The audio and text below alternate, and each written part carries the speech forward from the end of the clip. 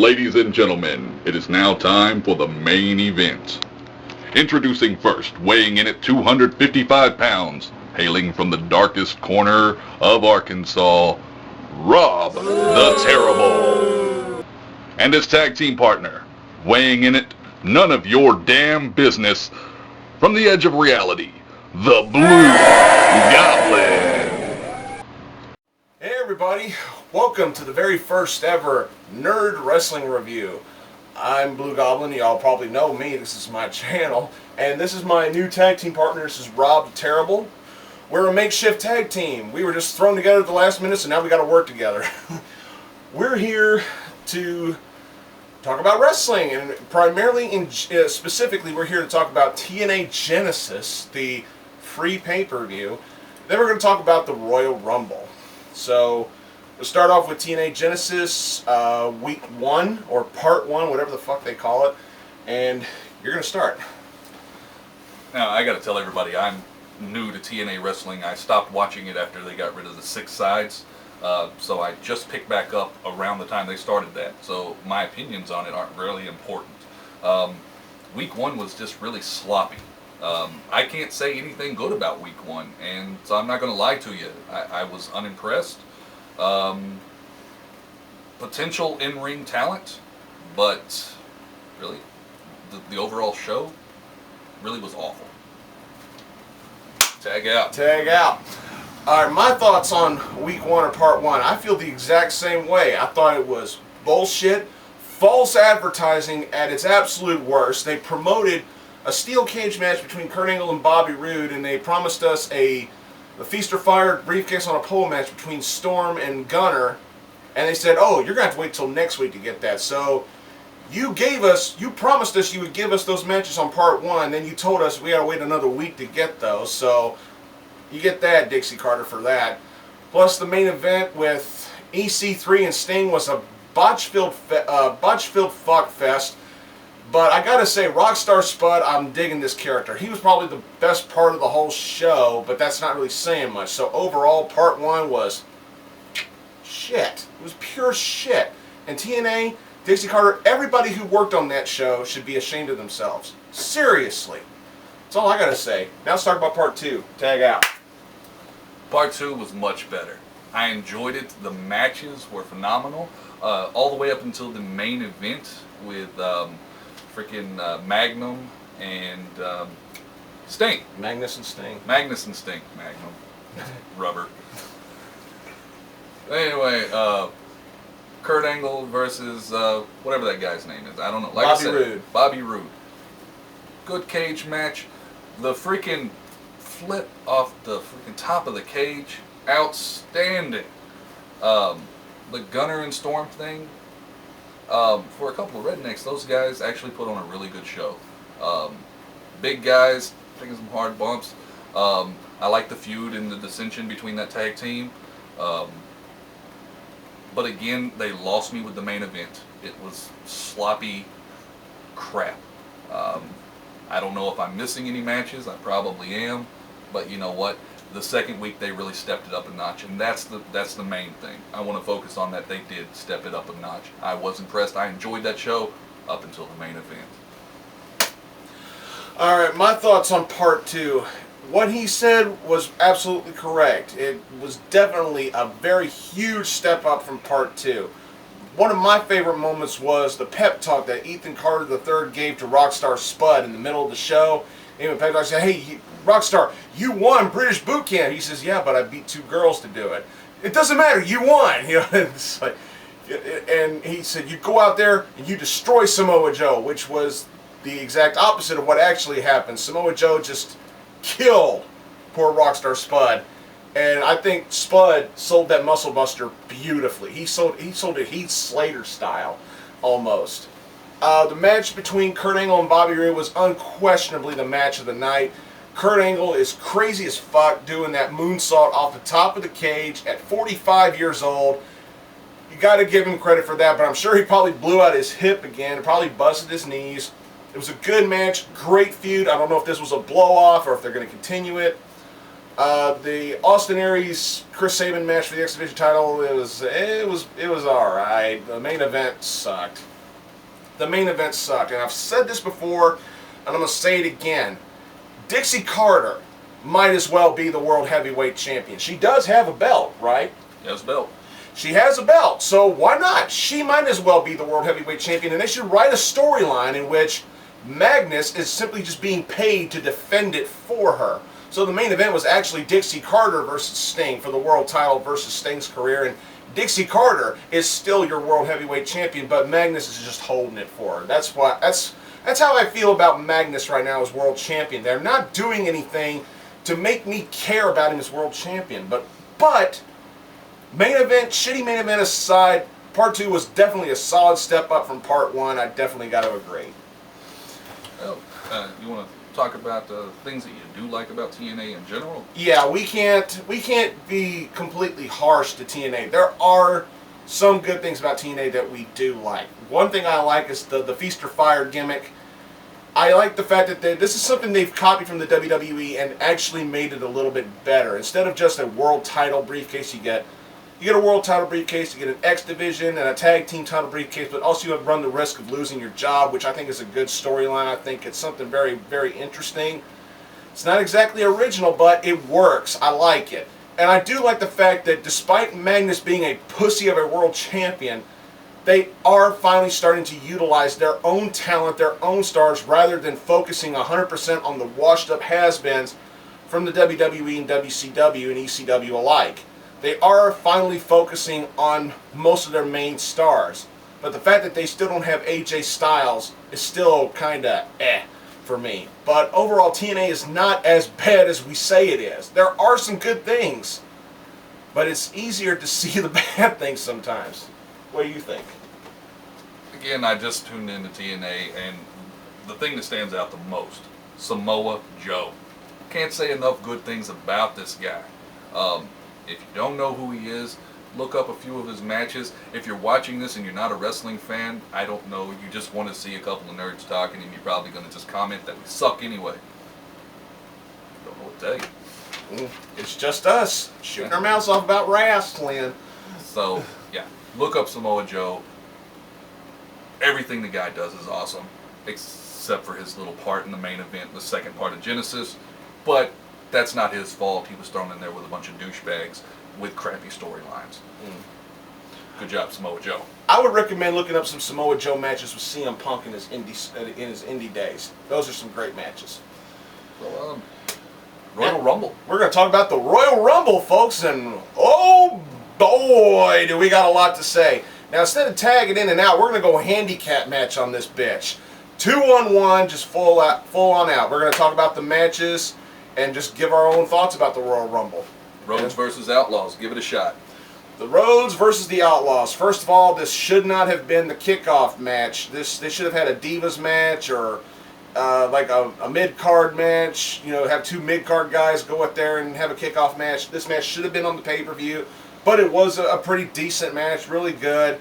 I missed the finish of it because I had to go make a phone call. But they did replay it later in the night, so I did get to see the finish. And the New Age Outlaws are the tag team champions of the world again after what? 14 years. 14 years. I think this is good. The New Age Outlaws can have a run with the tag team titles, and they can drop it to a tag team, say like I don't know, the Usos at WrestleMania. So I don't really have any complaints about this match. I really don't. I thought it was good. The Rhodes brothers, they had a nice run as tag team champions, but you know, some things have got to change, and I thought this was the right move to make.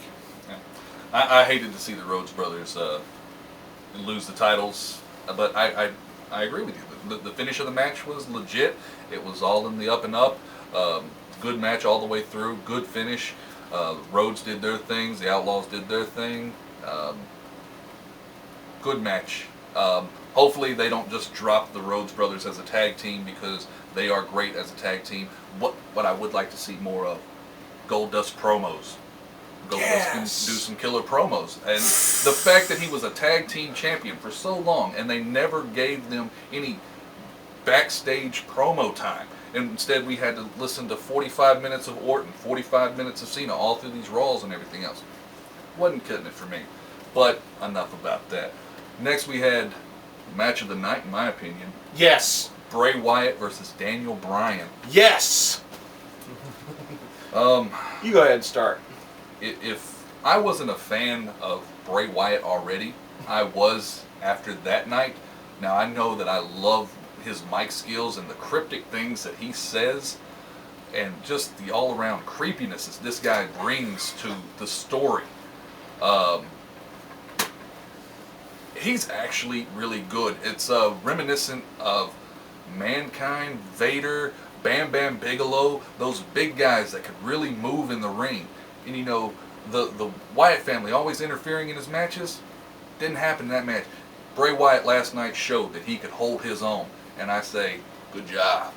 I absolutely agree, and I will say I was pissed when Bryan had to take the job, when he had to do the job. But now that I think about it, it was the right move to make, considering what we would see later in the night with Bray Wyatt. But Bray Wyatt, I'm already a fan of him too. And I think he can cut an incredible promo. I think he's underutilized, and I mean this match right here told not just the fans, but probably most of the guys back behind that curtain, it's like, hey, this guy can go. This guy can be a part of your future in the company. And I got to commend Daniel Bryan for going out there and putting him over the way he did.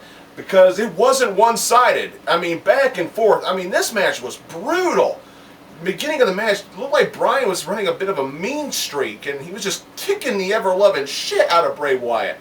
But there was a lot of holy shit moments in there. Really good spots, nice bumps. And it was a straightforward, it was an ugly, nasty, good old-fashioned wrestling match, in my opinion. And Bray Wyatt won clean, 1, 2, 3, without any help. And this match, you know, I could understand people would say it would hurt Daniel Bryan, but as a matter of fact, I don't think it really did, because Bryan helped I think he made Bray Wyatt that night. And all I can say is both Bryan and Wyatt, Bryan's not hurt. His character's not hurt, but Bray Wyatt was made tonight. He was made. That brings us to Brock Lesnar and the Big Show, which was a match I was looking forward to because I just knew that it was going to be brutal. However, I had no idea that it was going to be brutal in this capacity.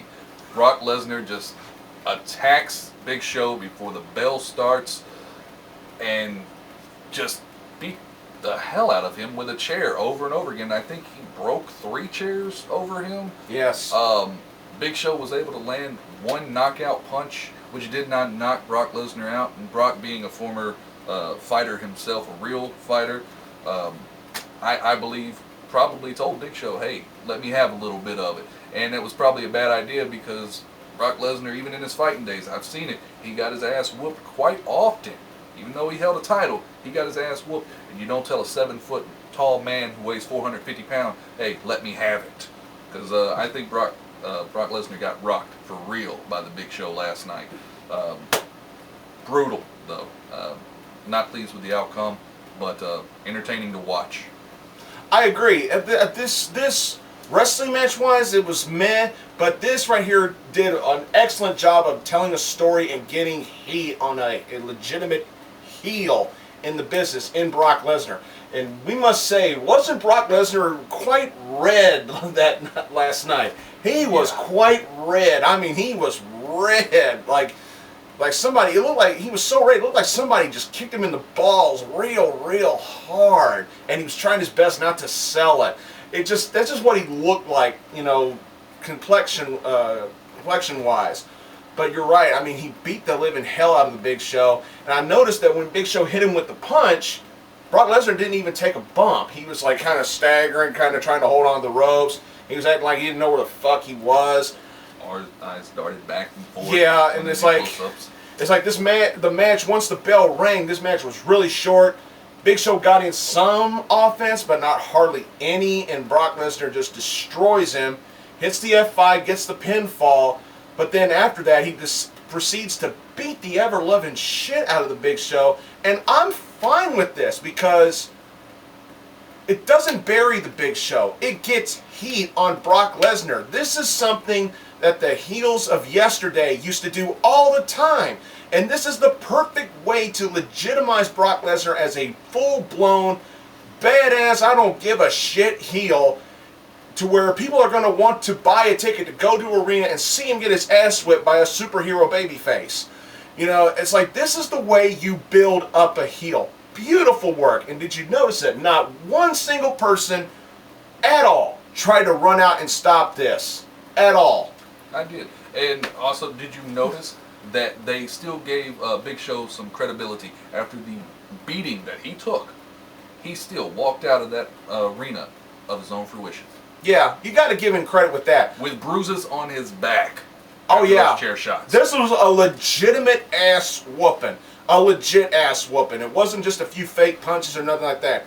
Brock Lesnar beat the hell out of him. And Big Show was a man. He took it and he put Brock Lesnar over.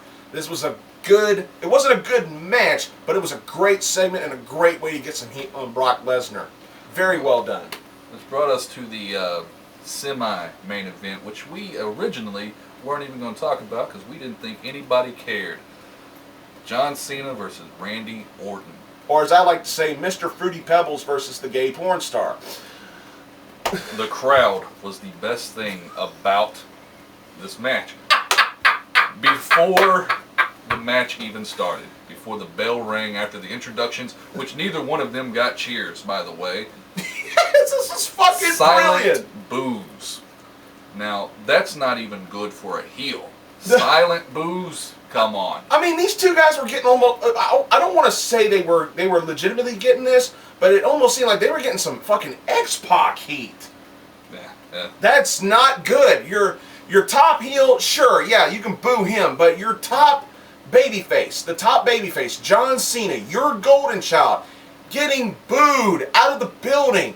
Well, and then I'm sick and tired of the excuse. It's like, well, at least he gets a reaction. No! A babyface is supposed to get a unanimous cheer from the crowd. If they start booing him, that's telling you they don't care. They want something new. They want something different. They want new stars.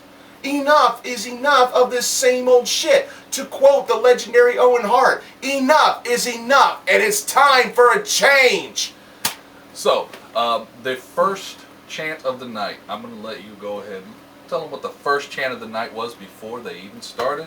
The bell didn't even ring yet, and they were already chanting for Daniel Bryan. Daniel Bryan. Daniel Bryan. So I took it upon myself to write down what the crowd was chanting throughout. Daniel Bryan, we want refunds. Yes. Boring. Y2J. Yes, Y2J got chance. You both suck. Yes. This is awful. We want Sheamus. I mean, Daniel Bryan was the most over guy in the match. He wasn't even the fucking match. That's... You know a match is pretty awful when you want Sheamus. Now I'm a fan of Sheamus. I really am. It's like, okay, a lot of people, especially my friends, the Mount Vernon Kid and Hulkland 93, if they're watching this, they know I'm not the world's biggest fan of Sheamus either, but I'm fine with Sheamus being back because it's a fresh face. We haven't seen him in a while. We've had a break from him, so who knows? Maybe this time they'll do something with him instead of just making him a dick babyface. Which, you know, since you brought back Sheamus being back, let's go ahead and talk about the Royal Rumble. The Royal Rumble match. Sheamus is back, in case you didn't know. Yeah, spoiler. I think everybody knew going in, CM Punk was going to go in at number 1. And number 2 was Seth Rollins. Seth Rollins, who did an outstanding job throughout the Royal Rumble. Mm-hmm. Now, I'm not going to talk too much about the Royal Rumble because there's just too much to go on. I'll just say a couple of things that I thought was outstanding. By a good turn of event, the pay-per-view party, I drew Roman Reigns, and now I am forced to be a fan of Roman Reigns for an entire year. Which you already are. Which I already was. But that's just the way it happens sometimes. And other than Roman Reigns, yeah. like totally demolishing everybody in the Royal Rumble and doing an outstanding job, Kofi Kingston. Oh my God, yes! the leap from the railing, the guard railing, to the ring. I don't know how many feet that is, but Kofi Kingston, oh my God, you are awesome. And the hanging on from his toes, and then busting Jack Swagger with his own boot to stay in the Royal Rumble. That was fucking awesome.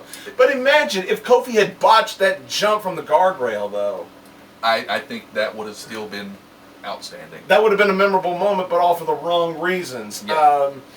And I drew for the Royal Rumble, and I ended up with Ole El Torito. So now I have to be a fan of El Torito for an entire year, which, in all honesty, I'm fine with it, because I think the guy is an attraction. He's entertaining. We don't see that much of him on TV, which we should see more of him on TV. Push El Torito, damn it! But I would like to see more El Torito. But another in competition with other midgets, short people, small people, vertically challenged, whatever you want to call. I'm a heel. He's a midget. But another interesting thing to point out here is Alexander Rusev from NXT made his official debut to the main roster. I've been watching NXT a lot here lately, and this is one of the guys I had my eyes on to make it to the main roster, because I think he's got a great look, he's got a good gimmick. We didn't see his manager Lana out there, which I'm fine with because it's the Royal Rumble, but I'd love to see how the WWE will work with this guy now that he's obviously going to get pushed up to the main roster. I had a list of 4 people who I thought were going to make it up to the main roster within a year or so, and Alexander Rusev was the number 1 pick. I was going to say either Alexander Rusev, Xavier Woods, who did come up to the main roster, but they haven't done shit with him yet. I was going to... He's Brodus Clay now. Yeah, he's basically the new Brodus Clay, which is fucking stupid. I also thought they were going to bring up... They're going to bring up Paige here very soon, and unfortunately I thought they were also going to bring up Cassius Ohno, which I was wrong there. They fired him, so can't be right all the time. But glad Alexander Rusev made his debut at the Royal Rumble. He didn't really do that much in the match, but they did give him a moment. It took about 5 or 6 guys to get him over the top rope. Now that's saying something, because he's a rookie on the roster, and it took 5 to maybe 6 guys. I don't remember how many it took, but it took a lot of guys to get him up over the top rope. So that right there is saying something, that this guy could be a player. I'd like to see him maybe go against Biggie Langston for the Intercontinental title. Oh yeah. Yeah, absolutely. Speaking of Biggie Langston, when he came out, did you notice how fucking oily he looked? Yes, that was a lot of oil, Biggie. Yes. And no, don't ever do that again, Biggie. Please, don't ever do that again. I want to see you one day become the WWE World Heavyweight Champion someday. But keep up with the Intercontinental right now. You're doing great. But yes. don't put that baby oil on you like that. No. I'd also like to talk about the Shield's performance in here. Seth Rollins was made Roman Reigns was made a star, but Seth Rollins did a pretty good job too. And unfortunately, Dean Ambrose got the shit stick in the draw with the Shield, because I don't remember hardly Dean Ambrose doing anything. No, but then again, can you really say much for Dean Ambrose other than his former mic skills? Therefore, he seemed like he was at the beginning of the Shield, the general of it all. He called the shots. He was the spokesperson, and he did have some outstanding matches. But since he's gotten that title, not much. And in the Royal Rumble, that was just reminiscence of what that character has become.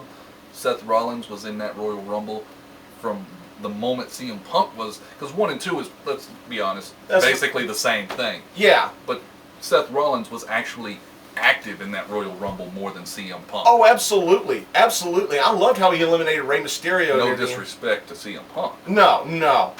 I like that Kane came out in his suit. He took off his jacket and his shirt and tie, and he just went out there and dressed in slacks. I thought that was...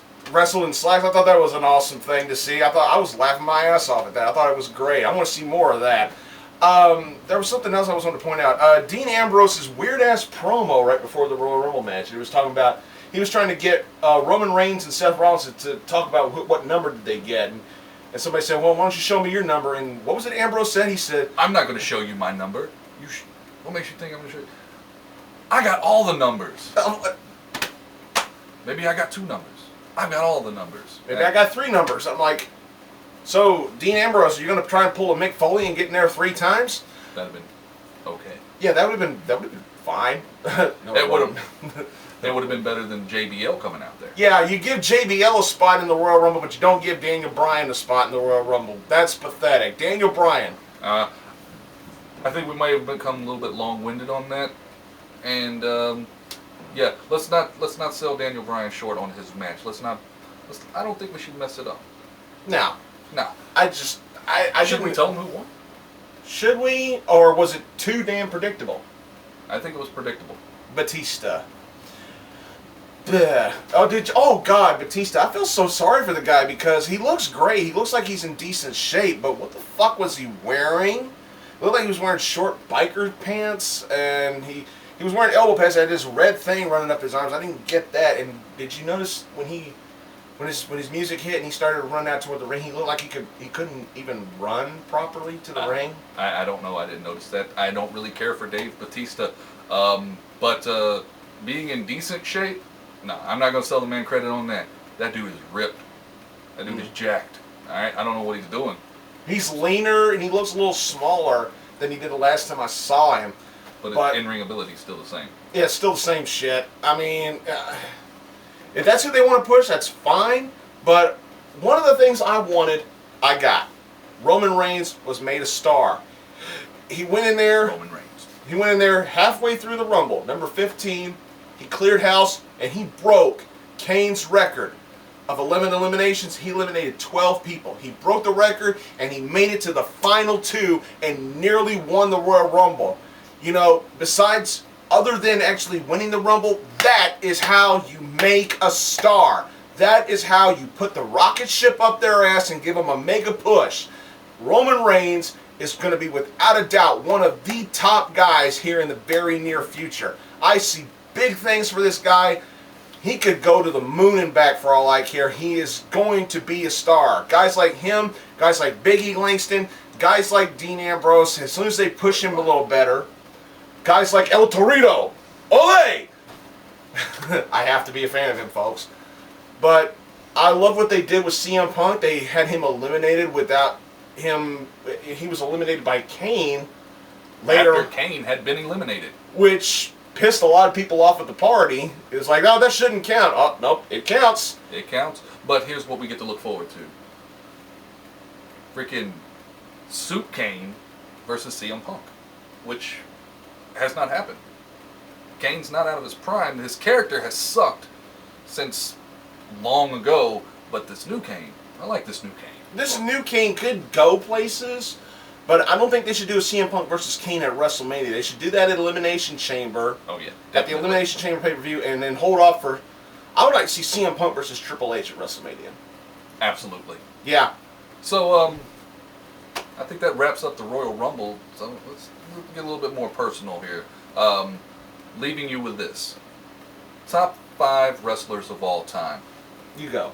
You start. These are in no particular order. Ricky the Dragon Steamboat. Owen Hart. Mr. Bob Backlund. Mr. Now I'm going to break the mold a little bit here. Lita. Now, none of those are in order, but this one is. Number 1 pick. The Undertaker. Very nice list. My personal top 5, I would have to say, this is also random. This is just random.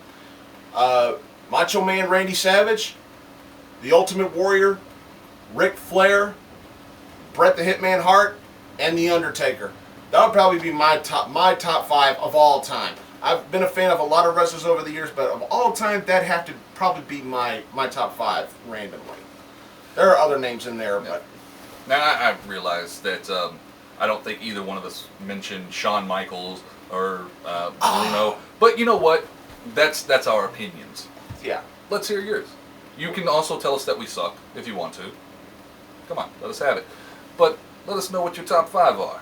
And I guess they can ask any other questions they want, so long as it's wrestling related. Or Oh, yeah, absolutely. And may I also suggest that they keep having Hacksaw Jim Duggan, Ric Flair, and Shawn Michaels as one of their as their team of correspondents up there. Hell, get these three on commentary. I mean, Hacksaw, Shawn Michaels, and Ric Flair were much more entertaining to me than the three commentators tonight. Jesus. Just fun stuff. I actually thought this was a solid Royal Rumble. Solid. Wasn't perfect, but it was solid. I liked it. Overall, great. Yeah. So, how do we close this out? Well, I guess just by saying keep watching your wrestling. And until next time, everybody, see y'all later.